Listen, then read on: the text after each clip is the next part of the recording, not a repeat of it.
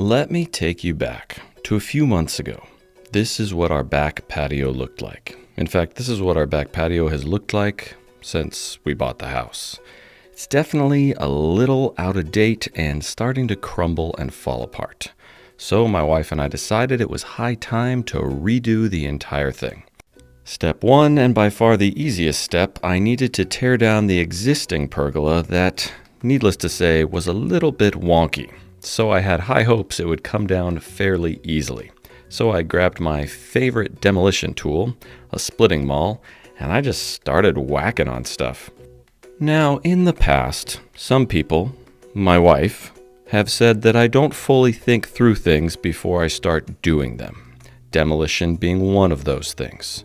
So, like any other time, I just started tearing things down without giving it much thought.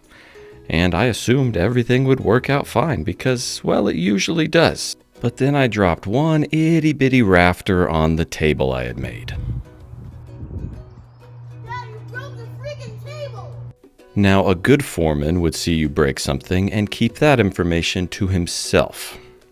But that's not what happened. If you're going to make the decision to destroy everything in your path, you need to move the bird nest, you need to move the tree, and I guess we're just going to throw this table away. I'm not going to destroy anything. That table is destroyed. I know.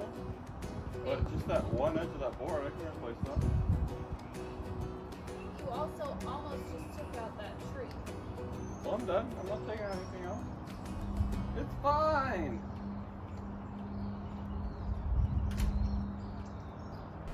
Oops. Now let's be fair. I am the one that built the table, so I'm sure I can fix it. So after adding the table to my list of things that needed to be fixed around the house, I removed the remaining rafters and then I just pushed on these end posts and, well, they just came tumbling down. Knowing I was on thin ice with my wife, I decided to repair our relationship by impressing her with my overall brute strength. Because if there's one thing I've learned from a lifetime of watching cartoons, it's that a woman just can't resist the overall masculinity of her mate. So I put on my best show, and I think it's safe to say she was pretty dazzled by my performance. And we were back on speaking terms. Anywho, I kept going, wiggled this random thing here, and pretty soon I had the entire pergola torn down. And Ivor even helped me fix the table. In hindsight, maybe that was a bad idea to have him help, but what's done is done. With the old pergola torn down, it was time to hire the professionals to help me redo the concrete portion of the patio. They started by cutting out the old patio, bringing in a bunch of gravel, doing some crazy stuff with rebar, and made some new forms to pour fresh concrete. Then some other blokes showed up with a truck full of concrete. Or is it cement? I always forget. Is the cement what's in the truck, or is the concrete in the truck and the cement is what happens after it dries? I don't know. Anyways, they put down a nice slurry all throughout the forms, and in no time, we had a brand new concrete patio that was looking pretty sweet. And it sat there for months. Pretty soon, winter had come and gone, spring had fled, and summer was upon us. I even had time to build a new piece of patio furniture. You might recognize that concrete coffee table. And I thought it was high time to actually build a new covering for our patio. So that's where we are today. We're going to start work on a brand new timber frame cover for our patio before the rains come this fall. Let's get to work. Started out by moving all of our patio furniture out of the way because I didn't want to repeat of when I tore down that old pergola. Then I took a bunch of measurements, got on SketchUp, and I designed this. Now let me remind you, I have no background in construction, and I don't even know if this is how it should be built. This is just how I feel like I've seen other people do it. So we're going with it. We went to our local rental store. I rented some scaffolding because I thought it'd be a lot easier to build on scaffolding than a couple of ladders. We took the time to get the scaffolding all set up, and we were finally ready to start building. The first thing I had to do was lay out where all of my posts needed to land. And by all of my posts, I mean just two. because there's going to be 2 posts in the front, and then the rest of the structure will actually be anchored into the house. Now, if you're wondering, yes, I did have footers poured under this concrete so that it can support the weight of the structure.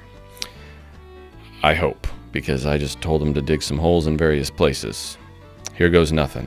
Now, to set my first post, I just measured off of that seam because it was perfectly in alignment with the house, so that one was pretty easy to figure out where it needed to go.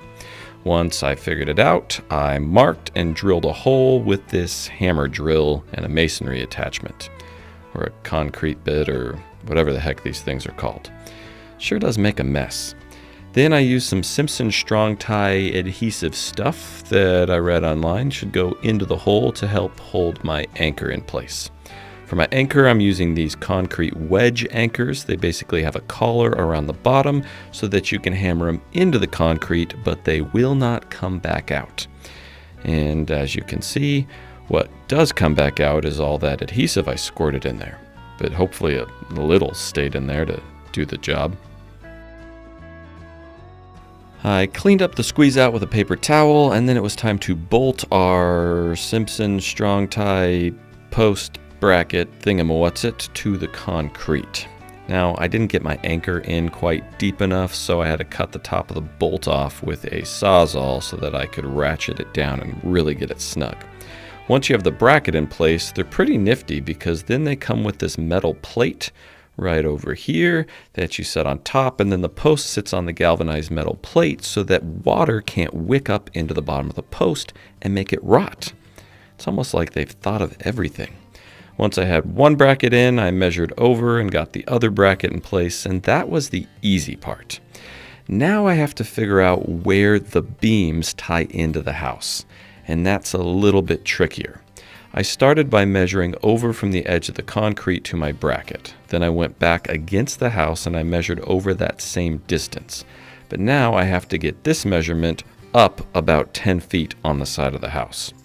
So I cut the end of one of my glue lam beams that we'll be using later off, and I attached it into my bracket so that it would hold the correct shape because they kind of like to spring out. Then I climbed up on that handy dandy scaffolding, and I decided to use this old doohickey, a plumb bob. Now you might be asking, why didn't you just use a laser? Well, it was way too bright outside and the laser didn't want to show up on the side of the house. So a plumb bob it is. With Craig's help, we hung the plumb bob directly above that mark I put on the concrete until we had it right where we wanted it to be. As you can see, or not see because our mark's in the shadow, the tip of the plumb bob is almost perfectly on top of our mark. I transferred that measurement onto the top of the house, and now it was time to situate my bracket. Now this bracket will hold a 6x12 glue lam beam. And you might be wondering, well, is the house strong enough to hold a 6x12 glue lam beam? Well, yes, in fact it is, because right behind this siding is a 6x12 header that we can attach those brackets into, so it will be plenty strong. I started by tracing out the bracket and then cutting out the siding with a multi-tool. See? Look at that nice big 6x12 back there. Then all I had to do was nail the bracket to that 6x12. Now, one thing I learned in doing this is that all of these brackets come with recommended fasteners to use with them. In this case, they recommended 3.5-inch nails or lag screws. I decided to go with nails because that's what I had on hand, and reading online, they're actually stronger than the screws because it's all about the shear strength, which is a thing that I'm not smart enough to fully understand. Anyways, the next bracket went up a lot easier because I didn't have to use a plumb bob. I could just go right off of that post and just come up the same distance I did for the other bracket. So a little zip zap zoop, I had the siding cut out. There was just one little problem. For some reason, the siding on this end of the house was furred out a little bit, which made my bracket sit in too deep, so I couldn't access the sides of it. So I was going to have to fur out the edge of the 2x12 to set my bracket on. Now, I don't know if this is kosher when it comes to building because, well, I don't know if it hurts the overall strength of that bracket. I wouldn't think so, because it's all about that shear strength, which is a downward force. So I figured by nailing some 2x material into that 6x12, it would still have the same shear strength, possibly, once I hook my bracket on top of it. I don't know, but I hope so. Just to be safe, when all was said and done, I did toenail some big long screws through my glue lamb, through that 2x material directly into the 6x12. So I think it's going to be okay. With my 2 brackets installed on the house, it was time to start figuring out our posts and beams. Now, I designed the whole thing on my computer, and then I ordered all the timber according to what my design said. So I'm really hoping I got the right parts and pieces for this whole thing to go together. For our posts, we're using 6x6 solid Doug fir. Now, I fully expected Craig to help me carry this thing over and get it in place in the bracket, but he just stood behind the camera and watched me struggle. I think he was actually enjoying himself. And it took a lot of effort to get that thing up into the bracket. I tried to slide it in, that didn't work, so then I had to heave-ho it up, and finally I got it seated in the bracket just in time for Craig to come over and say, "Hey, I think this side that you have facing forward is kind of ugly. You should really spin it around so the pretty side is facing out." It wasn't a bad idea, but I figured since it was his idea, he'd at least help me reposition the post. But nope, once again, he just stood there and watched me struggle. But I'm not complaining. I got it done in the end, and I'm stronger and more fit than him because of it. Then, while Craig held a level against the post just to keep it somewhat level, I drilled some holes through the bracket and through the post so that we could add some bolts.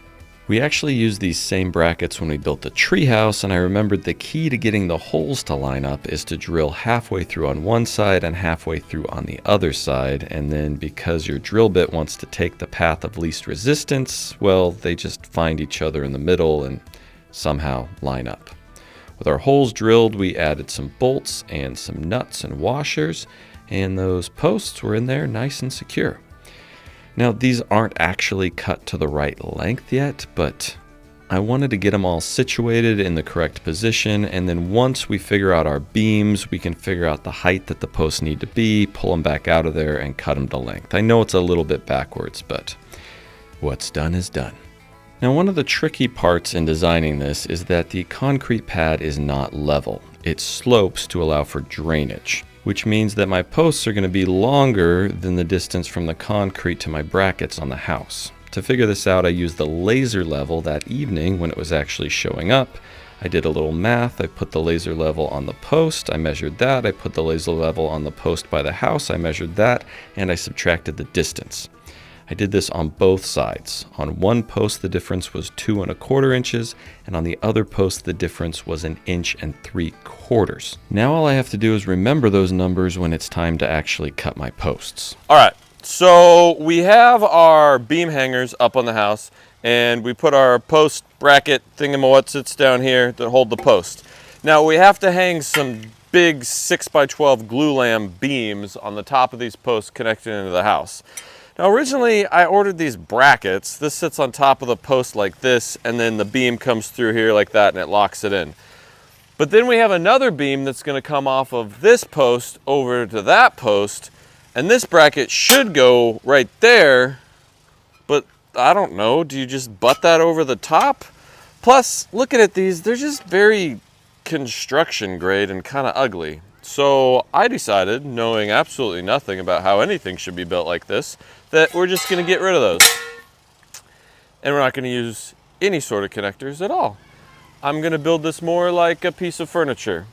Is it the right thing to do? Probably not, but you can see how I do it, and then you can all judge me in the comment section. So I look forward to that. Sometimes the best thing to do when building is to abandon all reason and just make things up. At least that's true in furniture making. I don't know if that's true in a structural build that could potentially kill somebody, but we'll find out. Now, with Craig holding our post level, I measured the distance from our bracket on the house to the edge of the post, because that's going to help me determine the length that the glue lamb beam needs to be. Then Craig and I carried this giant 6x12x20 glulam beam over to some sawhorses. And yes, it was very heavy. The first thing I had to do was get a nice straight edge on one end, so I drew a nice straight line. Now, I don't have a saw that's big enough to cut all the way through these glulams, so I got the biggest Festool track saw I had, which is the TS75, and I figured I could cut halfway through on one side, flip it over, and cut halfway through on the other side. Which all made sense in theory. The only problem was the beam was so big and the saw didn't cut deep enough that I couldn't even cut halfway through on both sides. It left this tiny little tab of wood, which was surprisingly still very strong. We tried hitting it and wiggling it.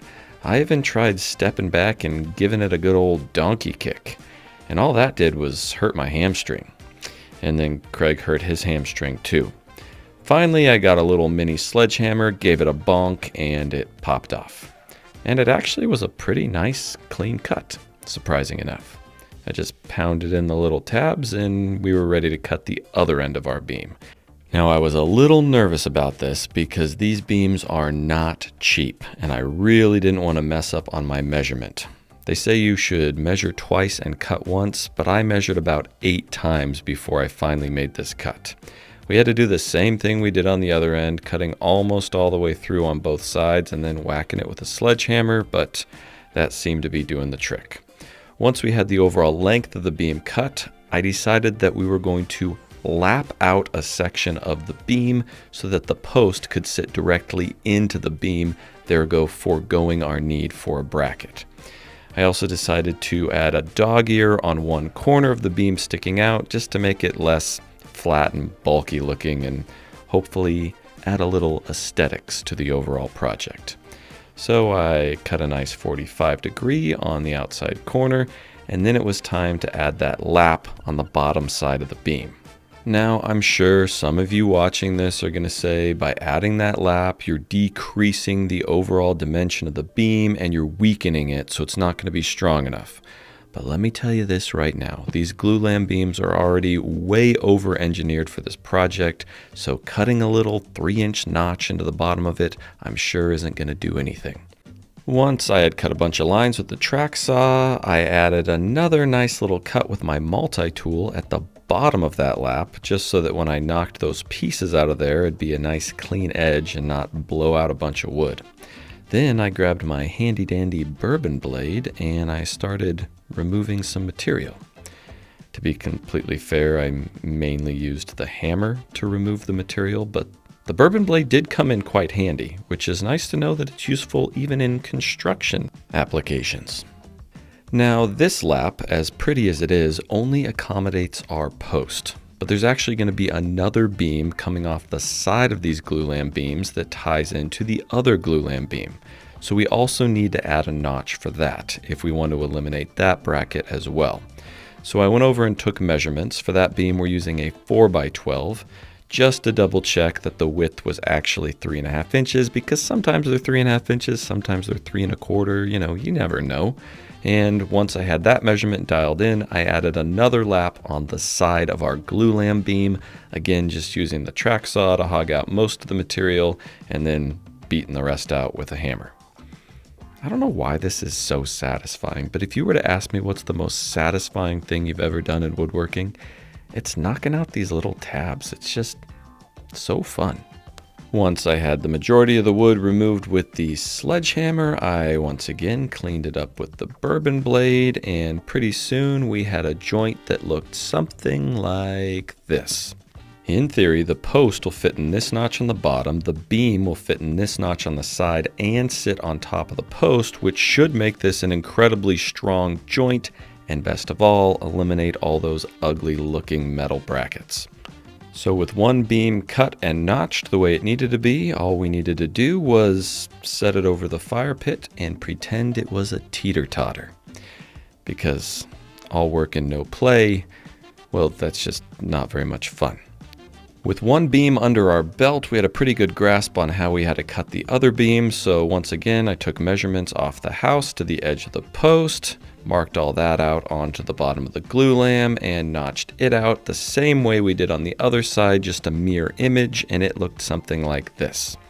And finally it was time to cut our posts to length. But remember, I had to measure the distance from the bottom of the bracket to the concrete. Then I had to add that difference that I took off the laser level for the slope. On this side it was 1 3/4 inches. Then I had to add the depth of the lap that we put on the bottom of the beam. So, doing all that math, I was pretty confident I knew how long our posts needed to be. But there's really no telling if I get this measurement right until we get them cut to length and set that beam on top and can put a level on it. Here goes nothing. So after cutting the post to length, our friend Ben just randomly showed up at the perfect time because, well, we had to lug those glue lamb beams up on top of the scaffolding. And did I mention they're pretty darn heavy? Even with 3 of us, it was a chore.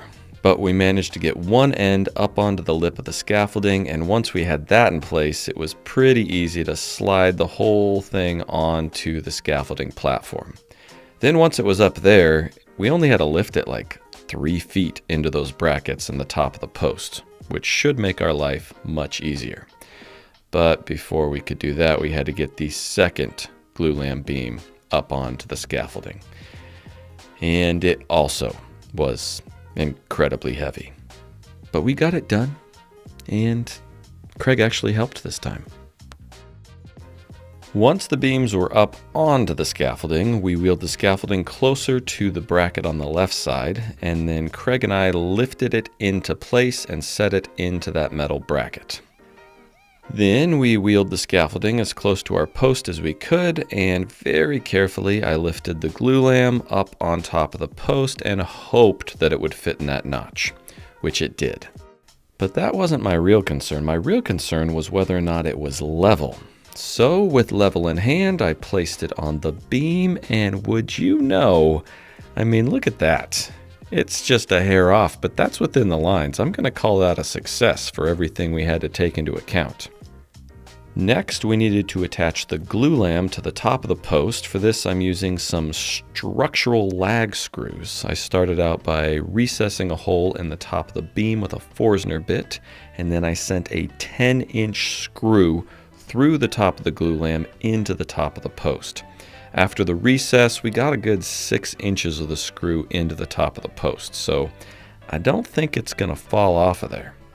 With one glue lamb installed, it was rinse and repeat on the other side. So we lifted the end of the glue lamb into that metal bracket, and then very carefully we lifted the other end on top of our post. Installed. Well, not really, because we still have to do that whole recessing a hole and adding a lag screw. Okay, now it's installed. Once we had it screwed into our post, I added some lag screws through the side of the bracket and into our beam along the house. I just thought this was going to be easier than using nails because, well, my hammer swinging skills aren't quite up to par for that sort of thing. Then it was time to install our beam that connected those 2 glue lambs together. Now we still had to add a little notch on the end of the beam so that it could fit into that slot on the glue lamb and still set on top of the post. So I just eyeballed a notch with the track saw. I mean, I drew some lines on there, but I didn't think I needed to put the actual track on there for an itty bitty little notch. Then Craig and I carried this 4x12 over to the scaffolding and hoisted it in place, and I gotta tell you, after getting those glue lambs up there, this thing felt like a feather. Then with Craig on one end and me on the other end, it was time to see how well these fit into their corresponding notches. They were a little tight, but not too tight. I grabbed a piece of scrap wood and the sledgehammer, and I was able to pound down one side roughly into place before transferring over to the other side to do the same thing. I gotta tell you, I know it's a little bit more work, but I don't know why people use those weird metal bracket things, because this looks way cleaner.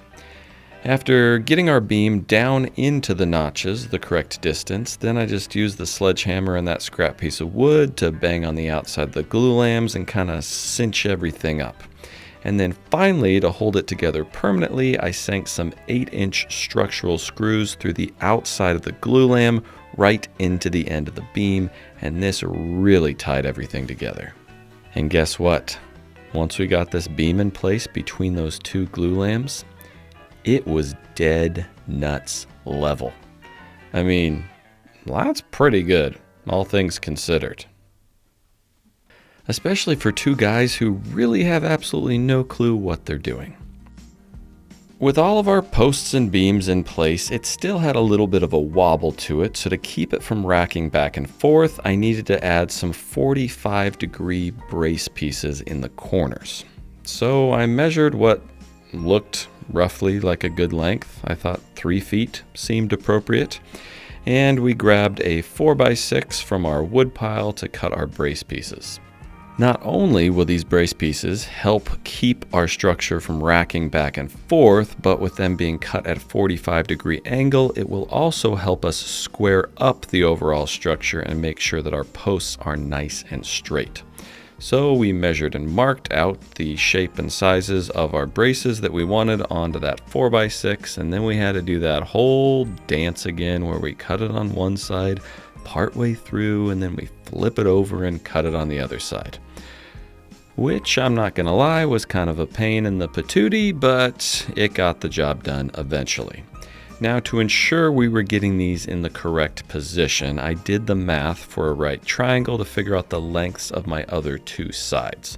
Then I measured down that distance on the top and bottom and drew a line so that we knew the ends of our brace piece had to land right on that line for everything to be nice and square.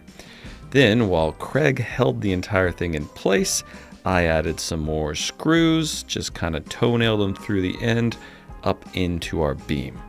Now, you're not going to see this because I didn't film the whole thing, but I added 2 screws on the top and 2 screws on the bottom. Because if you only add 1 screw, that kind of creates a pivot point and it could still twist.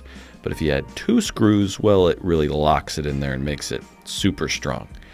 And just like that, the whole post and beam part of our timber framed patio cover was done.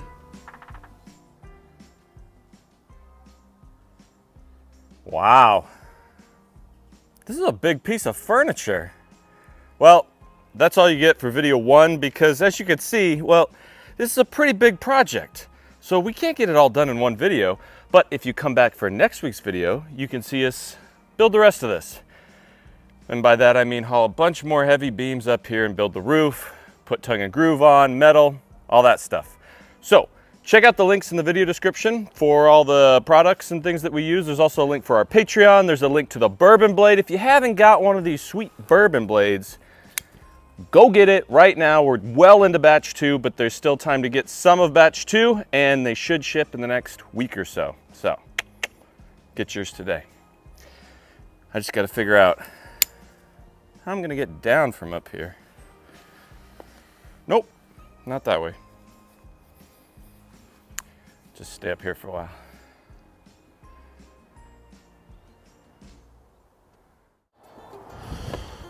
Oh, that's a lot of work.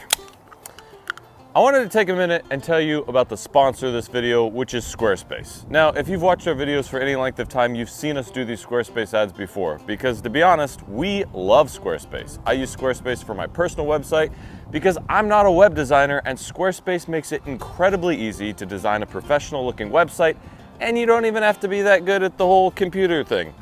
And the thing I love about Squarespace is that you don't have to come up with your own design for your website from the ground up.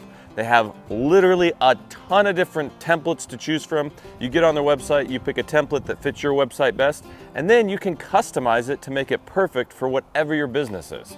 And they make running a business so easy because they have things like unlimited products, meaning that you can come up with as many products as you want, put them on your website, and they're never gonna cap you off at like, oh, you hit your 50 products, you can't put any more up there, because you can put unlimited products up there.